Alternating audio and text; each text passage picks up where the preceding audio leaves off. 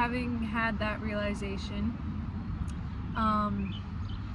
it honestly took a lot of personal inquiry, a lot of looking at the parts of myself that I want to avoid and that I'm so easily able to detect in other people and judge.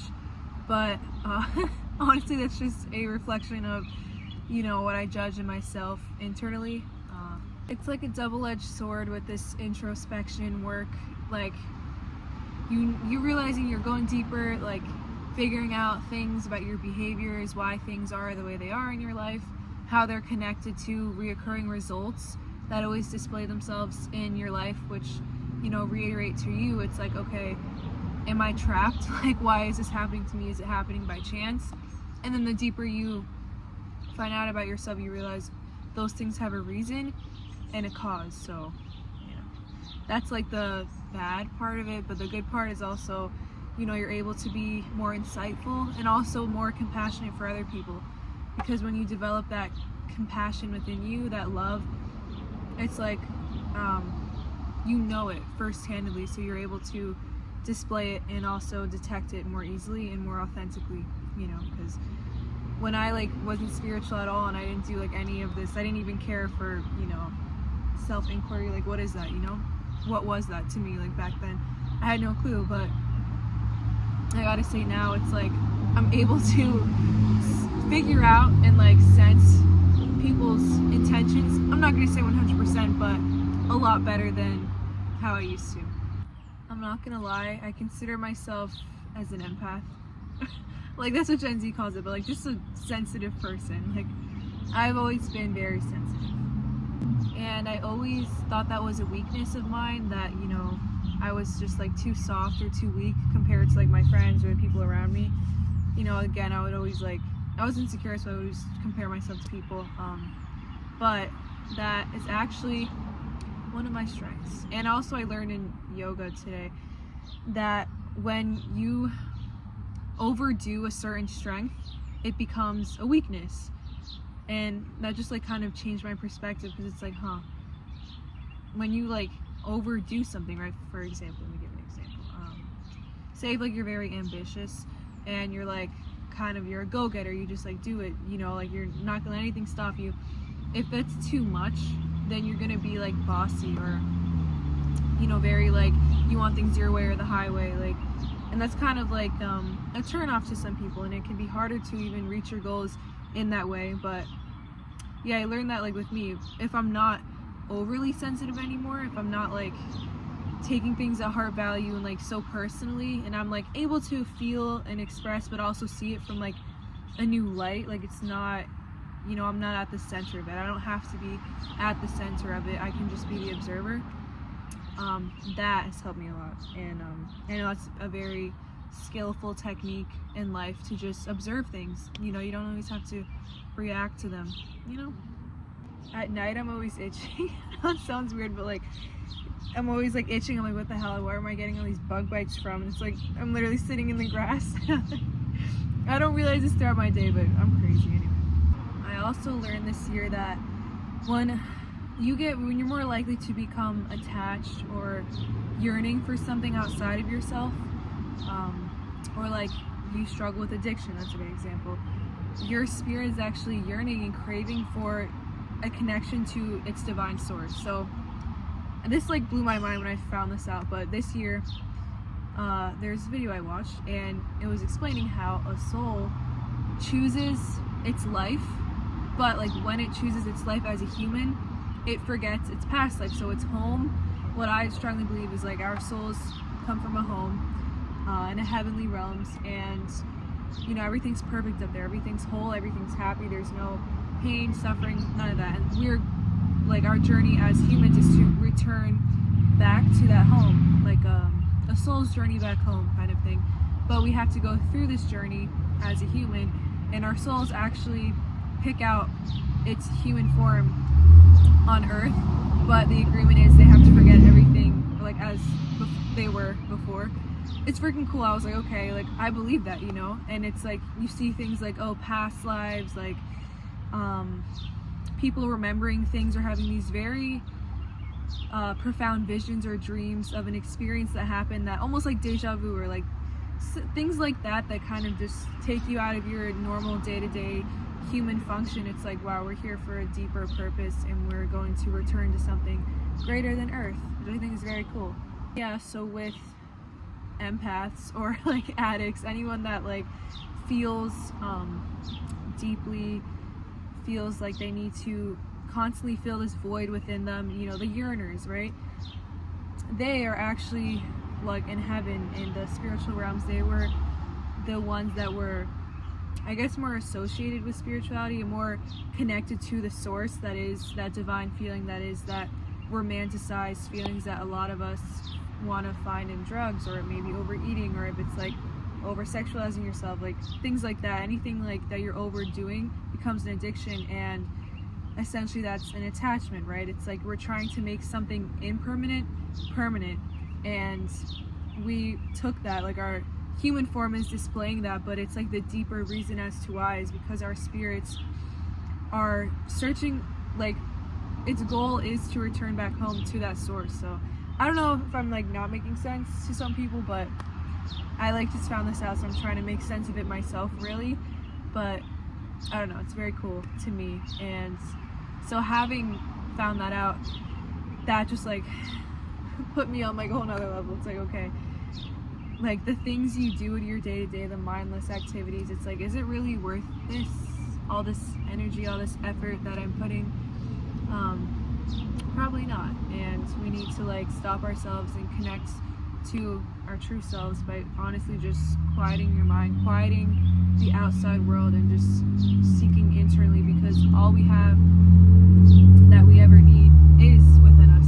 And I also saw this thing from, I think, the same channel that I watched this video on, but they were like, all because things are hidden in the dark, that doesn't mean they're not there. So all the things we search for externally to fill this void within us that we think we don't have or we lack, we are actually just asleep to. We are unaware that we have those things within us. So it's like shedding more light and opening that internal light will make those things appear.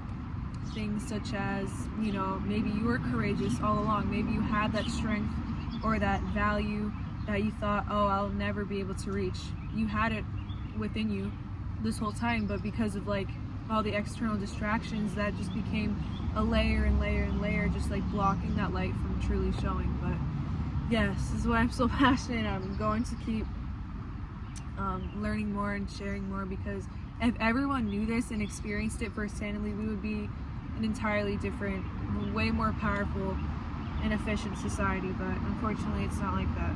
One of the best things you can do for your growth, for your awakening as a spirit, or let me say as a human to your spirit, because all of us know we're human, right? But not all of us know that we are spirits too, that we hold an energetic body, not just a physical one, and that we all have different frequencies and vibrations that we are receptive to in this world, and also put out.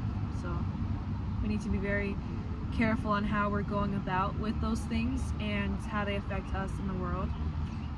Self-awareness is key, and that also starts with self-inquiry, questioning yourself, challenging yourself a little bit. And where your attention goes, that energy grows.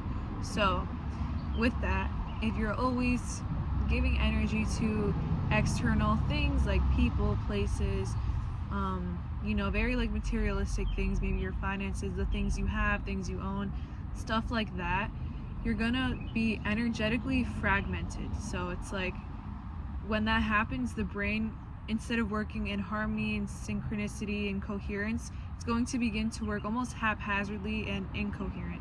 And this is what having a fractured energetic body looks like. And in turn, that's going to make you feel somewhat empty physically or emotionally.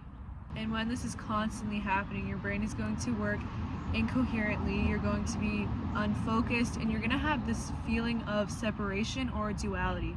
So this gets very dangerous, and I'm going to explain why. So this separation or duality that you feel is actually a feeling of being separate from your higher self or the divine source, which comes with feelings of wholeness. So if you're feeling fractured, if you are fractured, you're not whole, right? So you're gonna feel lack. You're also, this can sorry, it was a bug.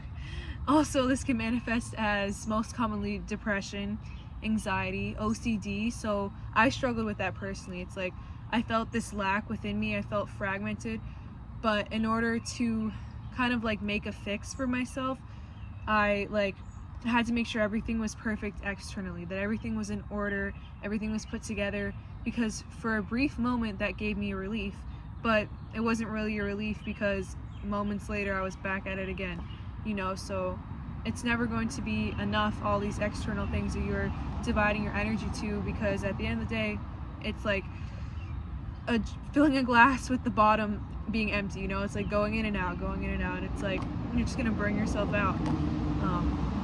So knowing that you are from something beautiful, blissful, free, whole, purposeful, that's like having that knowing that that is where you are from and that's where you're going after this temporary human life, that will instill within you a reassurance and a blissful state that nothing else in this world can fill. And I can tell you that first-handedly. That's why I'm so passionate about this, because it's like you never needed the drugs, you never needed all those partners, you never needed all the spending of the money, all these materialistic things. All you need is what was already within you.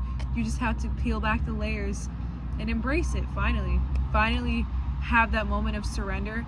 And I could talk to you blue in the face, like, do it, do this, do that, but like, honestly, it's so unique and different for everybody. So, you know, there's no telling where, when, how. It just happens, and when it happens, it's unmistakable, it's unmissable. And in yoga they have this, it's called the Eightfold Path, but like the eighth limb, or no, I'm sorry, that's Dharma. I guess it's like similar to yoga, but it's more like Buddhism. But in yoga they have 8 limbs of yoga, they call, and the 8th one is Samadhi, which is ultimate bliss.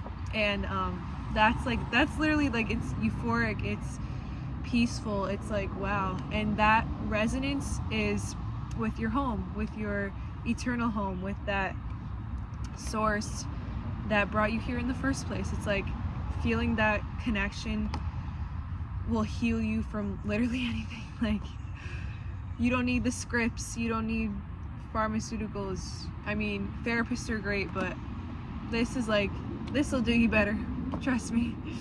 And the truly magical thing about coming back home to yourself is that is where the healing, the ultimate happiness, the ultimate answers and map to change lies. Nowhere else but within you. And you get to experience this every time you choose to come back home to yourself and stop giving attention where energy grows, right? The more attention you give to something, your energy grows, and it becomes more of a solid thing in your life that kind of weighs you down and can manifest as a limitation, like your suffering. If you're always giving attention to suffering or fear or your addiction or attachments to things, always reminiscing on that, you know, those areas, they're going to expand. I love now how science and spirituality are now coming together and, you know, like harmonizing with one another. And, you know, for a while it was either science or spirituality, like they always clashed, they never like combined. But in this book, Becoming Supernatural, very like profound visions as to like how spirituality and science actually are two of a kind, you know. It says here, you know, it talks about basically like the scientific form of when you meditate, right? When you give your attention to yourself and you come home to yourself, what that does for you in the other areas, in the mental, emotional, physical aspects of your life, and how it all comes from coming back to your spirit. Because there's this thing called like the limbic brain, the autonomic nervous system. It's kind of like the subconscious, right? We have our, I think he calls it like the thinking conscious brain throughout our day, right? But this limbic system, this subconscious part of ourselves, getting more combining the consciousness with this and giving your attention towards this will bring healing to your whole body, because the subconscious mind knows how to heal your body way more than the regular conscious mind does. And if you think about it, it also can do the opposite. It can also damage you more than your conscious mind does, because say if you have a disease that you're like you consciously aren't aware of how you got that disease, but your subconscious knows the answers. It knows the causes, it knows why, and it's actually, it is the reason why those manifested diseases come and problems come, and it's like they also have the answers to change that. So it's like kind of a double-edged sword, but it's very powerful, the mind. And connecting to this subconscious mind is also connecting to the quantum field. What is the quantum field? I talk about that a lot. It is this infinite, vast field of possibilities. So this field, this invisible field, is materialistically formless, but it's very much there. It is just not able to be seen. And in other words, when you are in the present moment, so when you get out of your own way, essentially, you become pure consciousness. So you're leaving all your problems, all those things that you give attention to in the external world, all of those ideologies of who you are, your ego, you leave that alone, and you just become pure consciousness, pure awareness, and change your brainwaves from beta to alpha and even to theta. So beta brainwaves are more of like these faster paced, incoherent, I want to say maybe not incoherent, but like a faster pace, like you're more aroused, you're more in touch with your, like the stress hormones are kind of running through your body. You know where you are in time, you know where you are in your environment, and you hold all of these ideologies to your identity. So it's like, I'm a doctor, I'm a mother, I'm a student, like things like that. So when you mend with this subconscious mind, with this quantum field, you become pure consciousness, pure awareness, and change your brainwaves from beta to alpha and even to theta. So like basically the alpha and the theta are the more relaxed, more coherent brainwaves, more powerful brainwaves as well for creating things.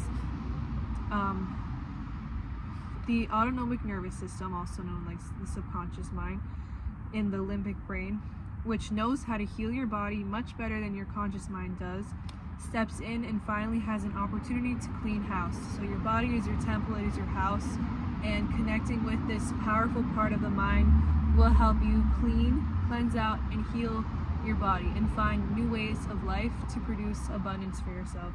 And it is so real, and it's just such a blessing that unfortunately, because of all the distractions and all of the like the fear that is thrown at us in the world, it's like we think all of our answers are out there. It's like we are just so far away from who we truly are and where we came from. And